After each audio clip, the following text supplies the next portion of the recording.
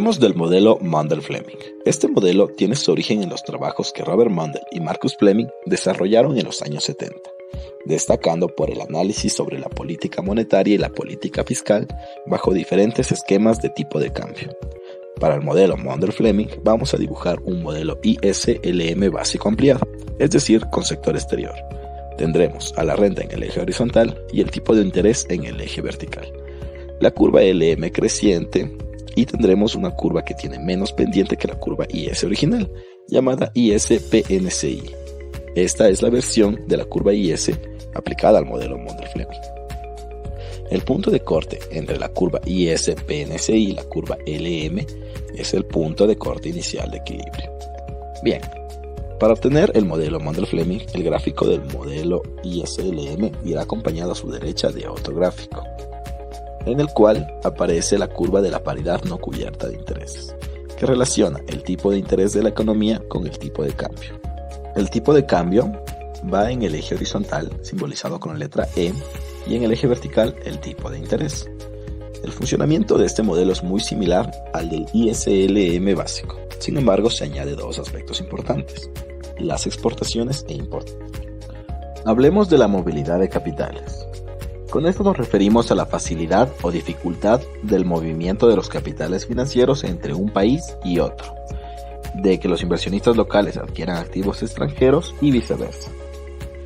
El grado de movilidad de capitales financieros entre un país y el extranjero puede ser perfecto o imperfecto. Para que sea perfecto tiene que cumplir con dos condiciones. Primero, que no exista ningún control al libre movimiento de los capitales financieros. Y en segundo lugar, cuando el activo local y el activo extranjero son sustitutos perfectos. Es decir, salvo por su rendimiento, a los tenedores de bonos les debe ser indiferente adquirir bonos locales o bonos extranjeros. Como resultado, en equilibrio, cuando hay movilidad perfecta de capitales, el rendimiento del activo local es idéntico al del activo extranjero. Cabe resaltar que para explicar nuestro modelo Mundell-Fleming, tomaremos como referencia una economía con movilidad perfecta de capital. Paridad no cubierta de intereses. Para entender mejor el modelo Mundell-Fleming, debemos analizar la curva PNCI, la cual es la clave para construir el modelo Mundell-Fleming. La curva PNCI representa el mercado de divisas y la relación existente entre el tipo de cambio y el tipo de interés de una economía. Los desplazamientos de las curvas, tomando en cuenta los tipos de cambio flexible y fijo, se dan de la siguiente manera. Para el tipo de cambio flexible, la ecuación de la curva IS. La ecuación de la curva IS del modelo de Mundell-Fleming es muy similar a la que ya conocemos del modelo ISLM básico. La IS se va a desplazar hacia la derecha, por ejemplo, cuando se produce un incremento del gasto público o un incremento del consumo autónomo, una reducción de impuestos o un incremento de la inversión autónoma. La curva IS se va a desplazar también a la derecha cuando exista un incremento del tipo de interés extranjero, un incremento del tipo de cambio esperado o debido a un incremento de las exportaciones o reducción de las importaciones. Concretamente, la curva IS va hacia la derecha cuando ocurre alguno de estos cambios. Si ocurriese lo contrario a estos cambios, pues la curva IS se desplazaría en lugar de hacia la derecha, hacia la izquierda, dándonos un nuevo equilibrio. La ecuación de la curva LM.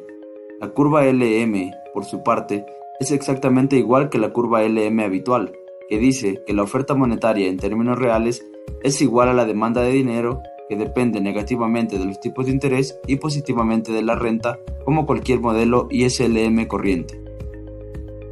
La curva LM se va a desplazar hacia la derecha simplemente cuando haya un incremento de la oferta monetaria.